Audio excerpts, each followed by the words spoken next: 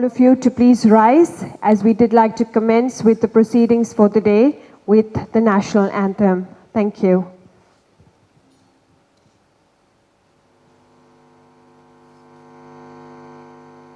जन गण मन अधिनायक जय हे भारत भाग्य विधाता पंजाब सिंधु गुजरात मराठा द्राविड़ उत्कल गंगा विंध्य हिमाचल यमुना गंगा उच्छल जलधि तरंगा तब शुभ नामे जागे तब शुभ आशीष मांगे गाहे तब जय गाथा जन गण मंगलदायक जय हे भारत भाग्य विधाता जय हे जय हे जय हे जय जय जय जय हे।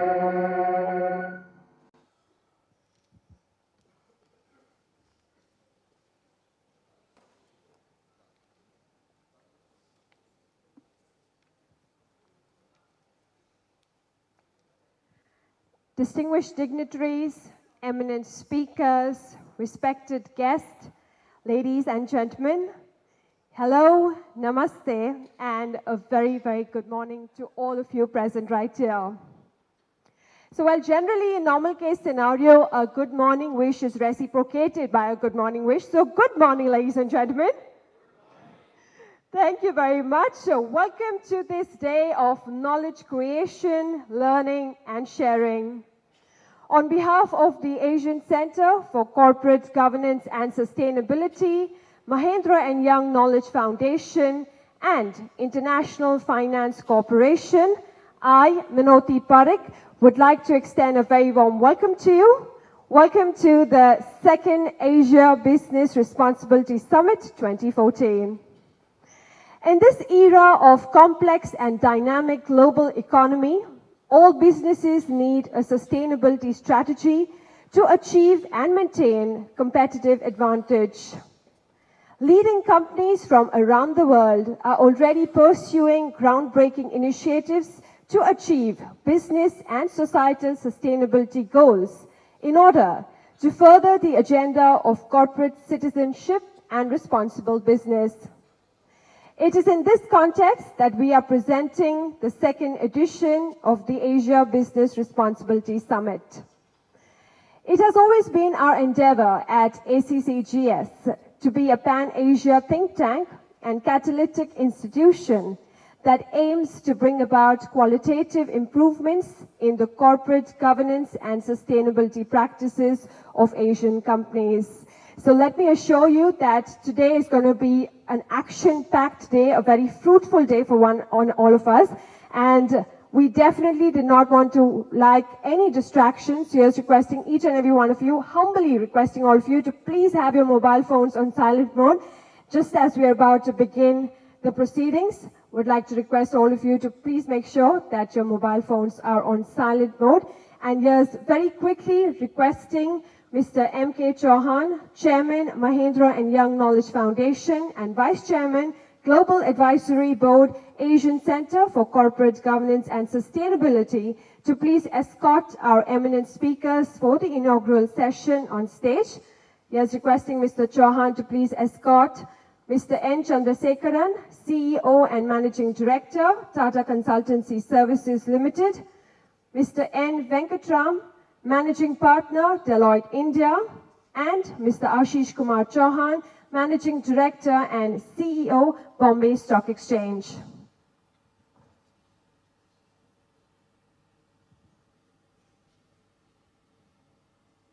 Ladies and gentlemen, could we please have a round of applause as we welcome our speakers for the inaugural session on the dais.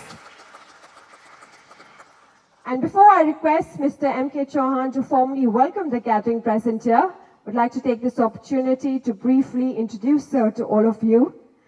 Mr. Chauhan is an elected member of Stakeholder Council of Global Reporting Initiative, Amsterdam. As Managing Director of a successful board advisory consulting company, he has the experience of sitting on several boards as an independent director from a variety of sectors like financial services, information technology, capital goods, telecommunications, etc., and has traveled extensively across the globe to deliver presentations and talks on corporate governance and sustainability issues. Here's requesting Mr. M.K. Chauhan to please formally welcome the gathering presenter. Sir.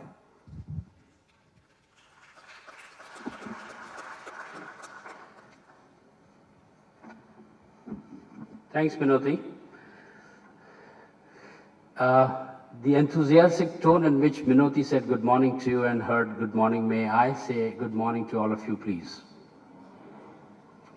On behalf of Asian Center for Corporate Governance and Sustainability and Mahendra and Young Knowledge Foundation, I'm extremely delighted to welcome all of you to this second edition of Asia Business Responsibility Summit.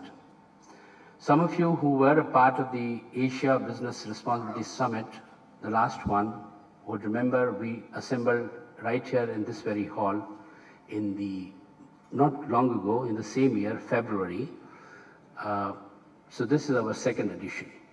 Asian Center for Corporate Governance in its existence for last 14 years has convened 14 international conferences on corporate governance and sustainability. But last 2 years, we found that the responsible businesses are extremely important theme, and therefore, though of course governance and sustainability is a part of it, we have recaptured and the focus of Asian Center's advocacy by way of convening business responsibility summits. A special thank to Phil Armstrong in absentia, but he will soon join us because he came into Mumbai from Washington, D.C. very early at 3:30 a.m. And he requested me that to get his orientation back and get out of the jet lag a little bit, he can join us a little later, but he will soon join us. So don't think that we promised something and we're not delivering on it. He will soon join us. A special welcome to Mr. N. Chandrasekaran. He is the CEO and Managing Director of Tata Consultancy Services, one of the most admired companies around the world. But I have a special place for him in my heart because he is the chairman of the Second Asia Business Responsibility Summit this year and also chairman of the Awards Committee of Asian Centers Awards, which you are going to witness this afternoon at sharp 3:30. Thank you, Chandra, for being with us despite of your hectic schedule. I know how difficult it is for you to reach from one corner of the world to the other corner, but thank you. You have been truly a great friend and supportive for this cause of governance and responsible businesses. My welcome to Mr. Ashish Chauhan, a co-host, a friend, and I'm glad we are expanding this partnership, Ashish. And last time I remember Mr. Ratan Tata was here to receive an award, and he told to me later on when I met one-on-one that this is a wonderful hall. It was first time that he came last year to see this hall. And I have fallen for this hall, so I thought we must reconvene here. Thank you for being such a great host, and most welcome to you. Mr. N. Venkatram, Managing Director, Managing Partner, Audit, Deloitte India. He is our knowledge partner. Thank you, Venkat, for, again, I also know that you are so busy.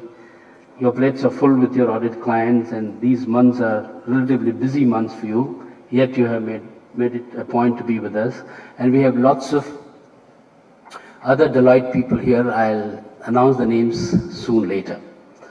But particularly P.R. Ramesh, Chairman of Deloitte India. Thank you, Ramesh, for being such a good friend and supporter. I would also like to extend a warm welcome to all of you, without whom I don't think we can carry on this journey of advocating and promoting the cause of good corporate governance, sustainability, and responsible businesses. Thank you. This year's summit is a bit special for me and our Asian Center for Corporate Governance, and I'm sure it's going to turn out to be as special for all of you because we are presenting this summit in partnership with IFC, And therefore, I'd like to thank Madam Vladisava, whom we fondly call Slava. Thank you, Slava, for making this partnership work and to be with us. Thank you. Slava is a regional corporate governance lead of IFC, and Chandra, I and Slava were just chatting, and Chandra asked her that what is the presence of IFC in India? I myself was surprised. There are 60 people from IFC in Mumbai office and 120 people in Delhi office. So there's a large continent of IFC, therefore that shows the prominence of India. So thank you, Slava, once again.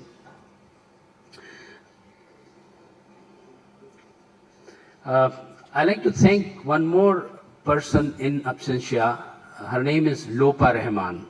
Lopa is based out of Bangladesh, and she is the corporate governance specialist of IFC Advisory Services in South Asia. Unfortunately, she couldn't be with us. I wish she was with us. Please do convey our thanks to her also, Slava. And finally, thanks to Mr. Philip Armstrong. I'll say more about him when he comes and joins us. I'll be failing in my duty if I don't really mention a little bit more about Chandra. You know, as I told you, he has been one of the excellent Chairman Summit and Awards Committee Chairman, and without your support, Chandra, we wouldn't have been able to select such an illustrious awardees which we're going to witness this afternoon. So thank you again for that role of yours and support. Bombay Stock Exchange is our exchange partner. Special thanks to Ashish and the team BSE. Deloitte India, as I said, we have lots of partners here, but my main thanks once again to Venkat and Ramakrishna. They have been a true knowledge partners, guiding us through the process of award as well as the criteria of the awards, which we are going to read out in the afternoon for all of you. All the sponsors, the activities for non-profit organizations like such cannot go on without the generous support of the sponsors. So TCS, our platinum sponsor, thanks Chandra once again and team TCS. DHFL, gold sponsors. Other supporting organizations, Birla Sun Life, we have a team of Birla Sun Life here. A. Balasubramaniam was supposed to join us, but Aditya Birla Group itself has its own award functions today. So he sent me an SMS, he's going to join us in the afternoon. So please convey, Snigdha, our thanks to Bala. All Cargo Group, which is Avashya Group, I think Shashi Kiran Shetty is on his way. Thank you, Shashi.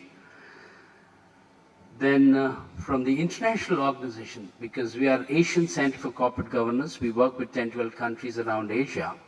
Singapore Institute of Directors, we have a partnership for the last 12 years. Hong Kong Institute of Directors, Thai Institute of Directors, and of course Kotra. Mr. Kim, is he around? Kim will also. Mr. Kim, why are you there? Please, I insist you come in front. So thank you, Mr. Kim, for bringing Kotra, that is Korean Trade Organization. And my own Indian Merchants Chamber. My own I say because I am the member of the Managing Committee of Indian Merchants Chamber. Unfortunately, the President, Mr. Prabodh Thakkar, had to be in Delhi, so he couldn't join us. But we have the able presence of Indian Merchants Chamber through Jitendra Sanghvi. Thank you, Jitendra Bhai. Please do convey our thanks to Arvind Pradhan and the President. Thank you.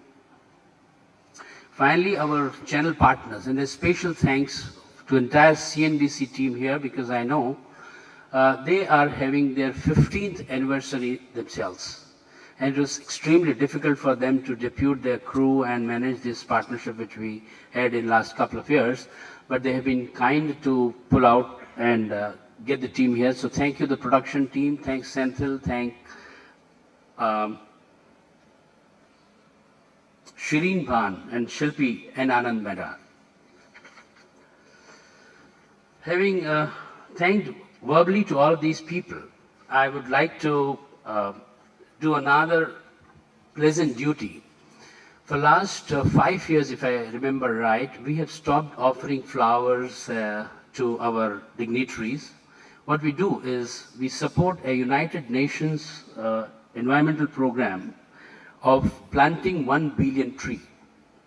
And in India, UNEP, along with Grow Tree, plants trees, and in the honor of each one of these gentlemen, we have planted a grow of 10 trees in Sariska in Rajasthan. So I'd like to present these green certificates to people on the dais.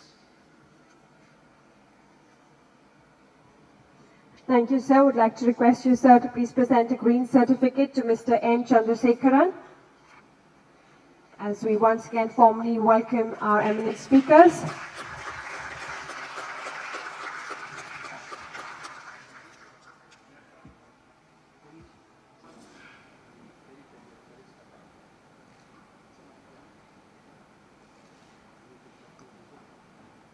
I was requesting you, sir, to please present a green certificate to Mr. N. Venkatram.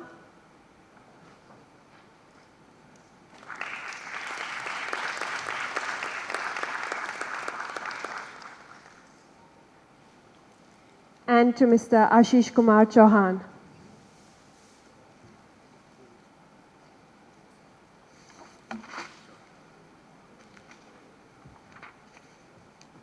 Mr. Ashish Kumar Chauhan.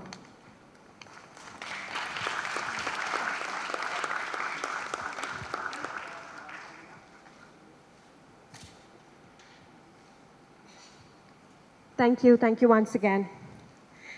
Well, that was truly a remarkable initiative by ACCGS, completely in line with our mission to create a more sustainable environment and a more socially aware society. After formally welcoming all of you present right here, it's now time for us to move on to something extremely auspicious, and that is the lamplighting ceremony. Because along with immense hard work, efforts, and the right intention, we would like to invoke and seek God's blessings and ask Him to help us make this day a successful one. So if I may please request our dignitaries on the dais to please step forward and do us the honors of lighting the ceremonial lamp, as we would like to begin the proceedings of the day on an auspicious note.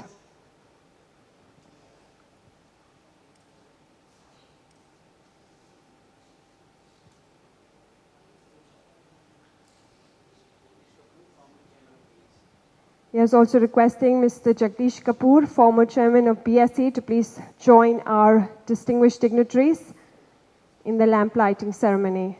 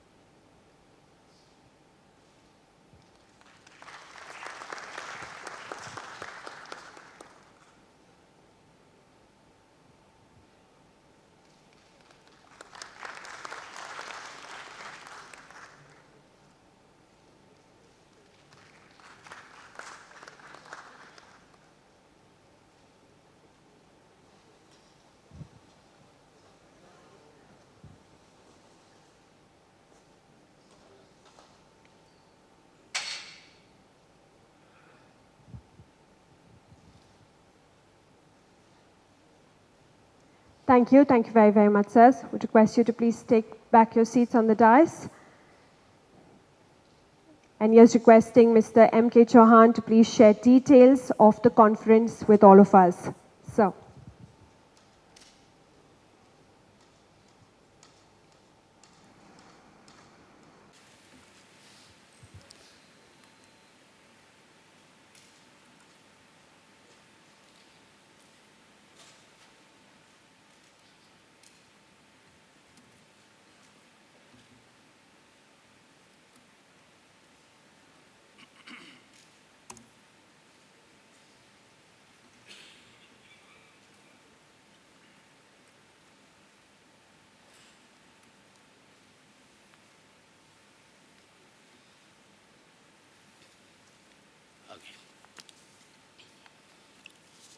So, Here we meet again at this second edition of Asia Business Responsibility Summit, as I said. We aim to dig a little bit deeper this year into the responsibilities of business and offer tangible way forward in addressing key challenges.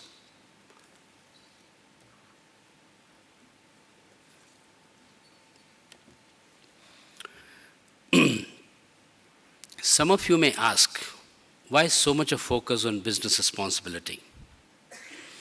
Because the influence of businesses on our society, on our planet, is becoming enormous. Thus, I believe that the future of the world will be decided more and more in the boardrooms. I'm making a provocative statement. The future of the world and this planet will be decided more and more in the boardrooms and less in the parliaments and the senates of the world. And I say this because revenues of many multinational companies, including one here present on the stage, TCS, are larger than the GDP of certain countries. Thus, the business responsibility has assumed a center stage in the world. Again, why such a focus on business responsibility? My second response is that there is a crying need to see a more sustainable and inclusive world. The private sector plays a key role in building a more sustainable, equitable, and inclusive world. More sustainable, equitable, and inclusive world means what to me? To me, it means expanding the happiness of 6.5 billion people living on this planet Earth. And why am I talking about happiness quotient? It's simple. If you ask any 10 people, what is the purpose of your life or what is the goal of your life? My sense is 9 out of 10 will say the goal of their life is to be happy. The goal of their life is to be successful, and the goal of their life is to be prosperous. Thus, we need to co-create this prosperity with economic, social, and financial capital. Prosperity is defined as a successful, flourishing, and thriving condition, most often in economic terms. But now we will have to think beyond only economic terms and extend it to the health, happiness, and better environment for all of us to live. So government alone cannot do this. Businesses alone can also not do it. And therefore, we need a public-private partnership. At the United Nations level, at the MDGs 2015, beyond 2015, what's being talked and emphasized is the public-private partnership between these three important elements, that's government, business, and civil society. We must look beyond today's economic uncertainty, and their actions need to be shaped and guided by a better understanding of the interrelatedness of natural, economic, and social systems. Business leaders, civil society leaders, NGOs, and policy makers will have to share practical solutions for sustainable growth and creating a shared value with economic, social, and natural capital.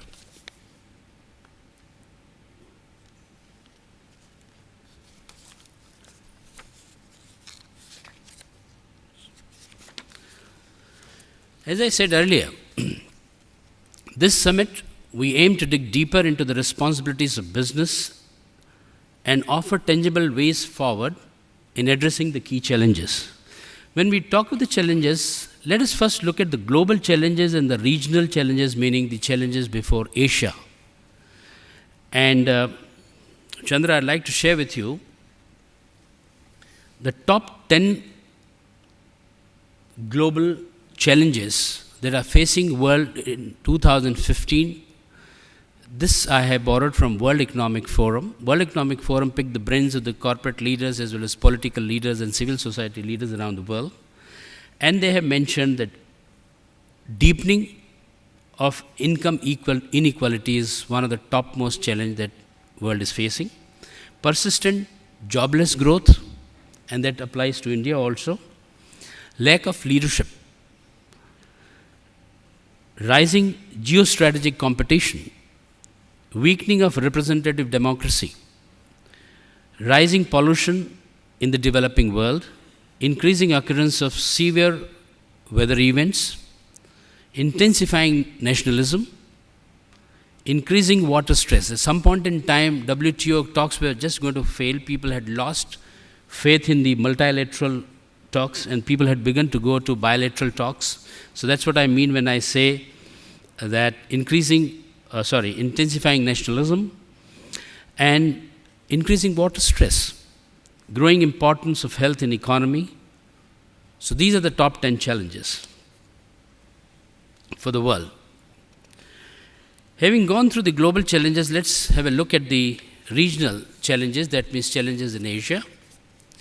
I had the privilege of attending several summits and international conferences that Minoti said in my introduction around the Asia region particularly, and the Asian leaders perceive that the rise in the number of severity of natural disasters is a big challenge for Asia region. Human rights abuses. Mandatory sustainability reporting, which is set to become a norm for listed companies around the region. We in India have already begun to look at it very seriously. BRR, as you heard last time from Mr. Prashant Saran, who was with us from SEBI here, sustainability reporting to be the part of the corporate reporting, and now the world is moving towards integrated reporting. Last year, some of you would remember, you heard Marvin King, who is the chairman of Asian Center for Corporate Governance and Sustainability's Global Advisory Board. He is also the chairman of IIRC, that is International Integrated Reporting Council, which is set up in UK with the initiative of Prince of Wales. Fighting corruption is identified as key area in which the private sector needs to make a serious commitment and play an increased role. I must share with you, IMC Jitendra Bhai is here. 6 years ago, Asian Center for Corporate Governance and Sustainability and Indian Merchants Chamber took a very noble target. And we said that in few years' time, we want to improve the corruption perception index of India by a few notches. We didn't know how many notches and how. So we began to engage. I have the privilege of knowing half the International Board of Transparency International, a body which comes out with the Corruption Perception Index, CPI, of several countries around the world. And in 3 continuous years, in such international conferences, we linked with the global board members of Transparency International. And I'm happy to share with you that the ranking of India improved by 12 notches in 3 years. We don't want to take the complete credit of this, but there were lots of other good things happening in the system around within India. But this is what is going to be extremely important. Corruption is a big, big issue, and hopefully with the new government in place, we will have more focus, renewed focus on curbing the corruption, if not rooting it out totally. We have talked about global as well as Asia region challenges. Now let me share with you what is happening at the company level in the business responsibility space in Asian companies. You will agree with me that it is safe to assume that companies with sustainable practices and high on business responsibility are liked by almost all stakeholders, and they are rewarded by them repeatedly.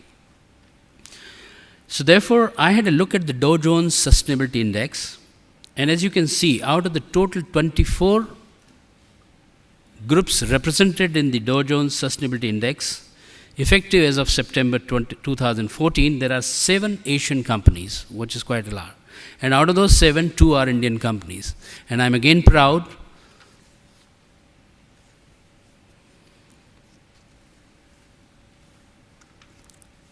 TCS and Wipro are a part of this sustainability Dow Jones. And LG comes on the top of the heap. It's in consumer durable and apparel sector. These are sector-wise. There is Thai Oil, Kao Corporation, Lotte Shopping, Taiwan Semiconductor, Wipro, and Tata Consultancy, as I said. I will not go in detail responsible business practices of each of these company, but I will like to share only one company that's from Korea, because most of us in India know about TCS and Wipro, what they're doing. They're doing a great job. But I thought I'll bring it to your notice. The best practices at LG. Management philosophy at LG Electronics stipulates that stakeholder engagement be a central element of company operations. Not only in stakeholder management used as a key risk identifier, but the firm also uses it to generate new business strategies. For example, by collaborating with NGOs, LG has adapted air conditioners that repelled malarial-carrying mosquitoes for specific markets.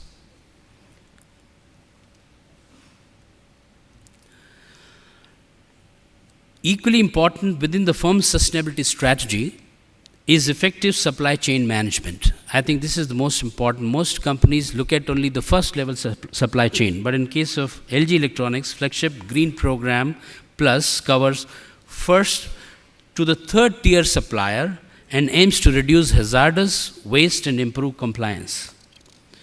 LG has also made concerted efforts towards a conflict-free supply chain by adopting a corporate-level task force with 511 trained staff members, a centralized data management system, and supplier training in order to increase the number of conflict-free smelters in the supply chain.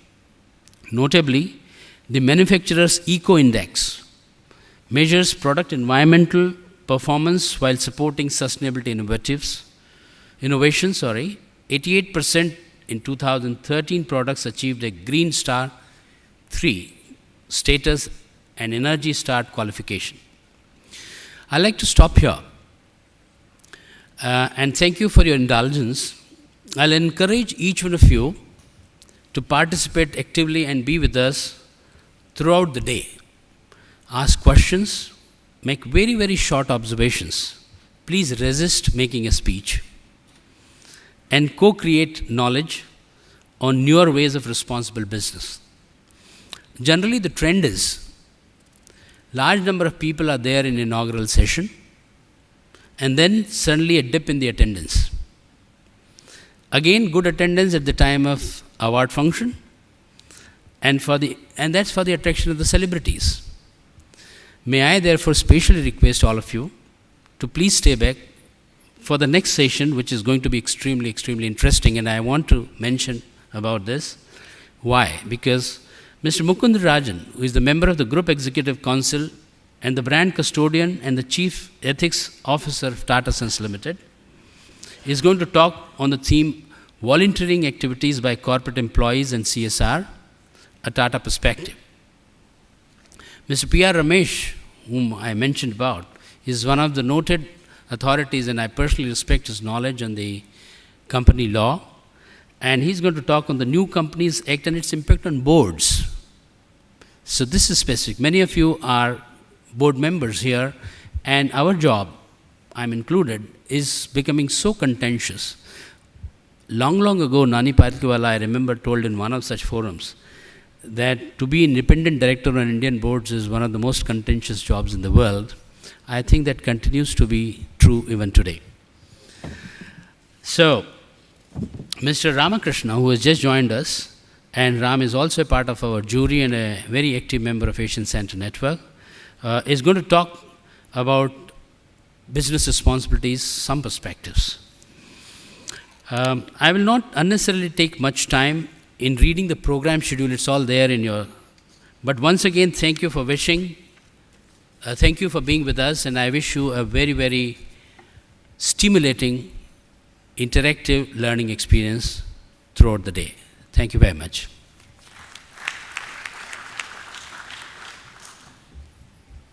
Thank you. Thank you very much, sir, for your valuable insights and for setting the tone for today. Would now like to briefly introduce Mr. Ashish Kumar Chauhan before I request him to take the podium. Mr. Ashish Kumar Chauhan has been the Managing Director and CEO of BSE Limited since November 2012. He served as the CEO of BSE Limited from 2009 to 2012, and he has been a director at BSE Limited since November 2012. He also serves as Director of BOI Shareholding Limited, Central Depository Services India Limited, United Stock Exchange at India Limited, and as a member of Clearing Council and Governing Council at BSE Limited. Would like to request Mr. Ashish Kumar Chauhan to please share his thoughts on role of exchanges in promoting business responsibilities. So, over to you.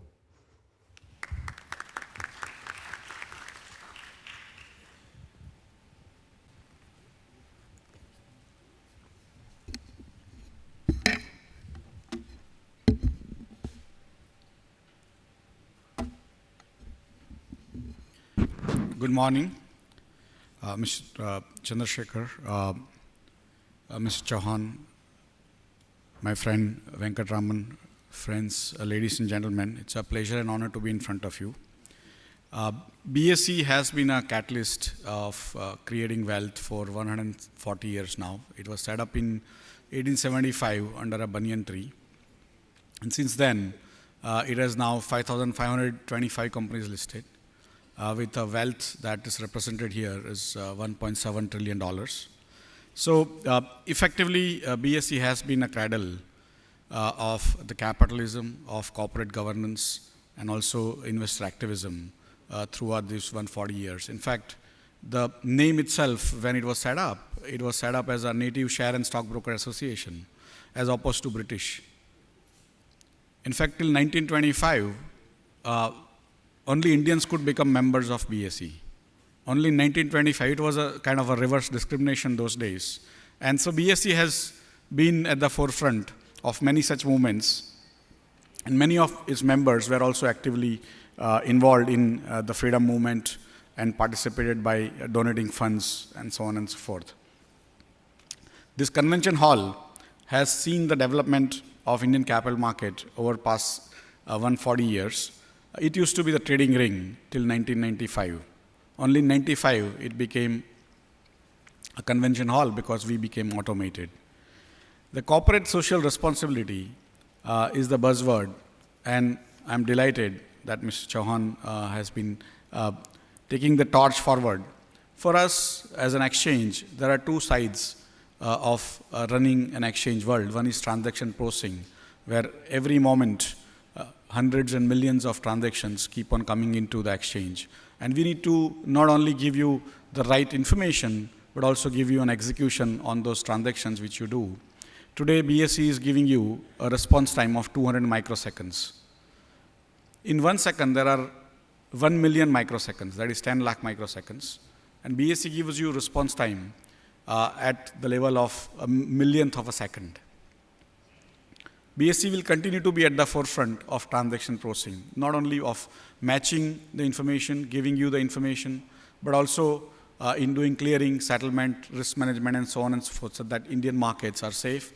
And there are no issues relating to the transaction processing and getting the shares in your account or the money in your account. But the more important part is about corporate governance and sustainability. The corporate governance is a huge issue. And it used to be a huge issue 140 years back when BSE started. It still is a huge issue. But if you look back, even 25 years back, we were talking about corporate governance in different context. Not many companies had the same financial year. Not many companies were giving their annual reports in time. Those days, those were the larger issues.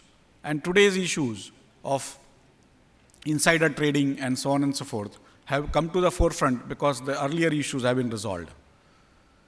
So in a sense, the issues of corporate governance and sustainability are also relating to the time and space in which we work. Currently, in those days also, the corporate governance was more about investor protection, the minority investor protection. There is a huge asymmetry of information and asymmetry of power. Asymmetry of information is a concept where the insiders in the company, that is the managers, the owner managers, have more information vis-a-vis outsiders. And we as an exchange are trying to bridge that gap to make it the gap to be as small as possible, as short as possible.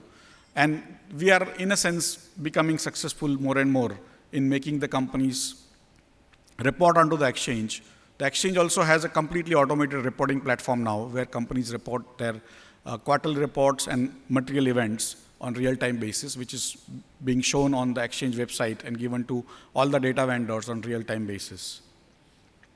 The other issue is basically the asymmetry of power. The minority shareholders have very little power in companies' management in making the decisions which company makes, and sometimes there are allegations of company management or company large or majority owners taking decisions which benefit them personally or their companies. And that's why the New Companies Act has certain provisions which many of the corporates do not like, but it is in a sense a backlash to what we have done in the past. In some sense, we need to come to a middle ground, but effectively, the corporates have to also understand that today, the new India, the new world, which is young, which is dynamic, which has more information than ever before, is asking for more information, more power in company running of the companies. And we need to be aware and also sort of suitably modify how we actually run the companies. The corporates have been reasons for great good. The first corporates started coming up. The limited liability concept is one of the most fundamental innovations of the mankind. The limited liability companies are not natural entities.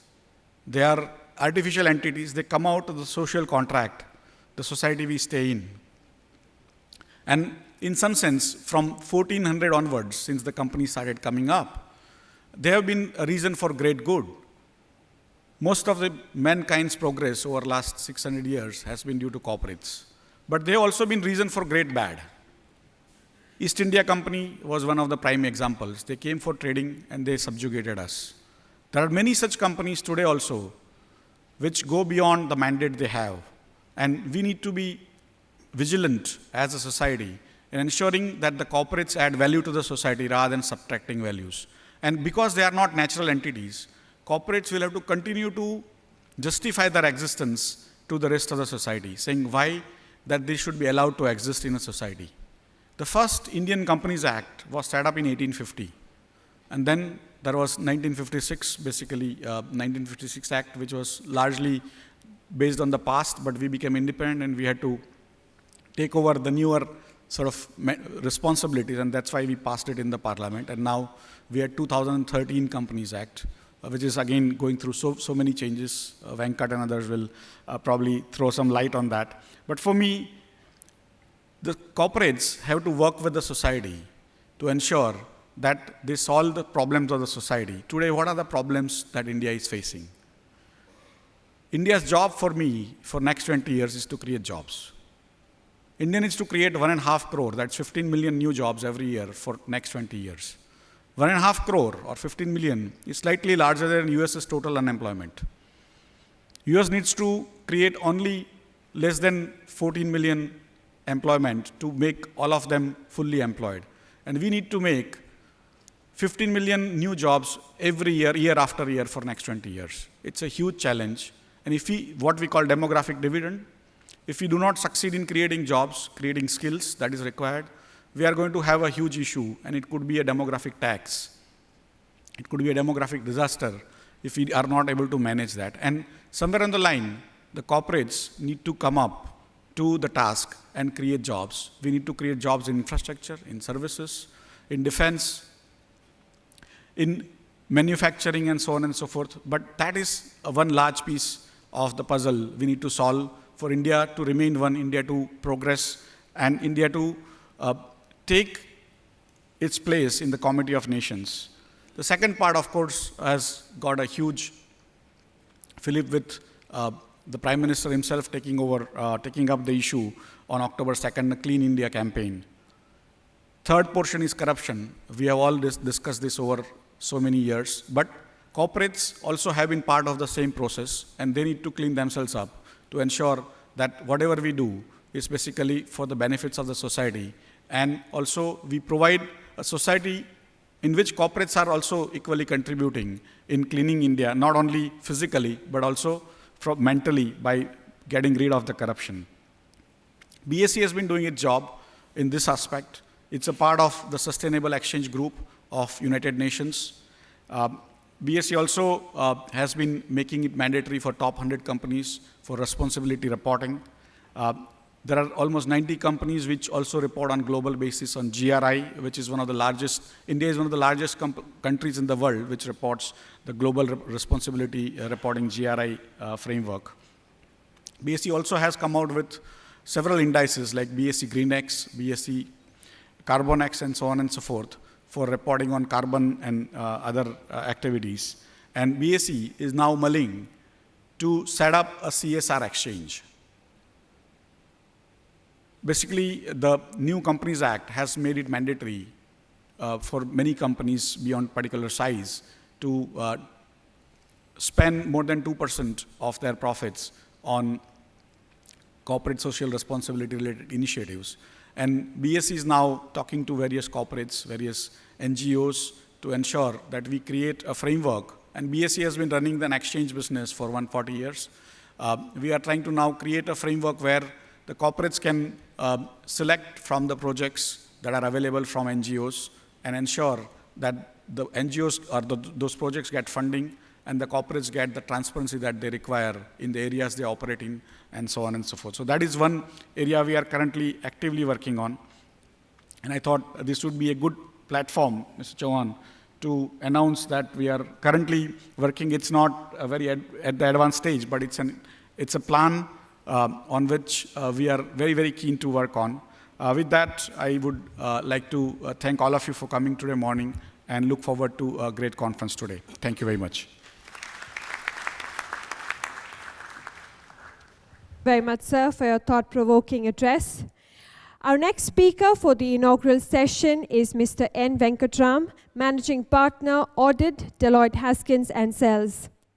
He has extensive public company audit experience and over the years has served some of India's and the world's largest and most reputed companies in the mining, steel, cement, chemicals, automotive, information technology, telecommunications, and power sectors.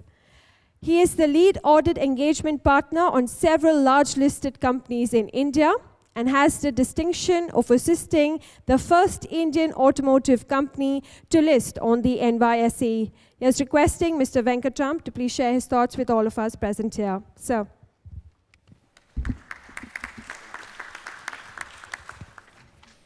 Thank you and good morning. I must, of course, customarily first thank my fellow speakers on the dais. Thank you very much, and thank all of you for being here this morning. Ms. Chauhan talked about the purpose, and I'm very happy to tell you that as an auditor for well over 3 decades, when we question it ourselves and talk to our people about our purpose, we always go back to what the regulators say about us. And the US regulator in this has actually defined our purpose very well, in which he says that the auditor is the gatekeeper to the capital markets. We are the people who have to ensure that financial statements, the governance risk, etc., of companies that come and list on stock exchanges such as the BSE are in good shape.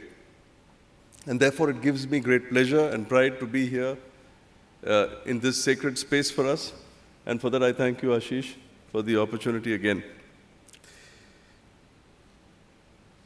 The topic that I have chosen for this morning, and that was on the strict understanding between me and Mahinder that it is going to be a 5-minute discussion, was really around the area of risk governance. I thought it appropriate to speak on risk governance this morning and not on some of my other favorite topics. One, in view of what the theme of the seminar itself is, but more in terms of where we are today as a country, in terms of all that is happening around us, in terms of the economic volatility, what's happening with high-profile companies, the greater amount of scrutiny of boards, the regulatory changes that have happened around us. And of all this, the most important I really see is the fortunes, the good fortunes of our companies. And there, I would be failing if I did not add that when we talk about the economic prosperity of our country, that we must note the contribution of Chandra and TCS to this. Mahendra, in his notes, has written that TCS is a $50 billion company, US dollar company in 2012. And as we speak in 2014, it's an $80 billion company. So essentially, when I talk about risk governance, I would like to speak on what are the 3 or 4 things we need to do as boards when we look at the subject of risk governance, which is broadly known, as all of you know, as how the board oversees the organizational activities and the risks that are underlying the business. I hasten to add that management manages the risk and the ownership resides within business units. All that the board is required to do is really to have the oversight over risks. But in doing that oversight, they have to be conscious of the fact that despite the fact that ownership is with the individual business units, the risk is not seen in silos. They have to have the broad perspective, whether it is on the strategy of the business, whether it is in terms of the overall risk plan, in terms of how there is interaction between the various parts of the business, how there is communication of the risk itself, and how on an overall basis, the feedback that comes back to the board, the audit committee, is robust. As you know, recently, SEBI has also said that for certain listed companies, you would need a risk committee. In addition to that, the Companies Act in itself has got regulations around the role on risk and the fact that the audit committee and the risk committee would both look at risk, in a sense, makes it a hybrid structure. I think it's welcome that in the larger companies, you have a separate risk committee, because I think the audit committees are already overburdened. It's not possible for our audit committees to look at more than what they do today. But having said that, when you have a hybrid structure, it becomes that much more important to see that the individual skills of directors are used better. That is, when the boards look at an area like risk, my observation is that to a large extent we tend to look at it collectively, and to a lesser event or lesser situation of looking at it individually to say what can be the contribution of individual directors. Because each member of the board has a skill. He has been taken on the board because of his skills and his experience, some in the area of operations, some in the area of finance, legal, regulatory, so on and so forth. And as we said, risks are all across. Your risks can be reputational. Your risks would be on the business model itself and what could disrupt your business model. It could be on an area which came up last year, such as succession planning. We certainly know it is in the area of regulatory risk. The newer areas which are coming in are such as cyber security. And most importantly, in a country that is on the roll, you will have M&A, you will have a lot of debt financing, and therefore, you must ensure that you also have robust internal controls. Not every director is a Superman. You cannot expect that every director has the range to go across these various areas of risk. And therefore, I believe that as a natural course, as a natural flow, within the committees and the boards itself, you will find that certain directors decide or put their hands up to deal more with certain areas of the business, certain aspects of the risk, rather than what the others do. In doing this, the next requirement of boards would be really in having a practical understanding of value creation and preservation. Because when you look at strategy, it's about creating value, but at the same time to see that you don't dismantle or destroy what you already have. It is what we subtly call the risk to the strategy as opposed to the risk of the strategy. There are always risks to the strategy, and many of us discuss the risks to the strategy in greater detail to say what happens if this fails.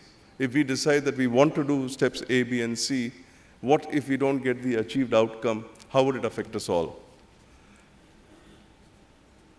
We do at times, but not always in a very systematic or scientific way, question the risk of the strategy itself as to whether, for example, a major acquisition that the company takes the path of doing would actually succeed. Does it have the chance of putting more pressure on the business? Would it distract management? Would it make us over-leverage our balance sheet? And even areas like this become important when you look at strategy. And here again, this falls well within the ambit of what the board would look at, even from a risk management perspective. As we all know, of course, since we look to management in terms of management of risks as well, that the definition of the risk appetite of the company is also done by the CEO. Defining the risk appetite is a very, very important stage as well, because that appetite would define where the company would go in the future. You could either be very aggressive, or on the contrary, you could probably be very conservative. In being aggressive, one has to truly evaluate what are the risks that we will assume and manage, and what is our capacity to absorb losses in case of failure. Because it's always important, particularly, as I said, in areas of acquisitions, to work on the basis that not all acquisitions succeed. And therefore, you should also look at your risk appetite, not only in terms of what is the growth that you would get, but also what is your capacity to take the losses if there is a flip side. In summary, on the area of risk appetite, I would say that too high a risk appetite can cause an unnecessary disruption in the organization. It can cause unacceptable exposures. But too low a risk appetite is also not good and would yield advantages to your competitors. It is, for example, in the area of, to just illustrate, it's a question of, say, how much credit risk do we give our customers in order to grow sales? So one way in which we have seen companies tackle this is that when you have a risk appetite, you should also translate it into what we define as risk tolerance. What is the amount of risk that the organization is able to tolerate? Going on the similar, on the observation of loans, for example, or advances to customers, the risk tolerance could be defined as, say, what percentage of bad debts is an acceptable percentage in our organization. Or when banks do lending, they also look in terms of what is the likelihood that if I go to this class of customers, that my debt could go bad. And I think it's important that when we look at risk, not only should we look at the appetite, we should also look at our tolerance to risk and define that at the board level. And finally, to conclude, I believe we discussed this morning about the fact that there should be disclosures and the fact that there should be transparency. When you talk about disclosures and transparency, we get a sort of a mental block. So I would put it to you in a different way while achieving the same objective. And that I would say is, you need to tell your shareholders and your stakeholders what your risk story is. Do it as a story. You need to do the disclosure. Regulators are more focused in terms of telling you how you should manage your risk, to tell you the processes you need in place to manage your risk. But very few regulators would actually tell you how you need to disclose what you do on the risk space. And that, therefore, remains an area which is an open space for you, where you could voluntarily, as a company, look in terms of disclosing beyond just the processes that you have in place, to also give, for example, a story of how you really managed risk in a situation, whether it be succession planning, whether it is an acquisition, because that will give your shareholders and stakeholders the comfort and satisfaction that they're dealing with a company that is active and healthy, that has a risk appetite, that does follow risk management in order to grow the business. Thank you very much.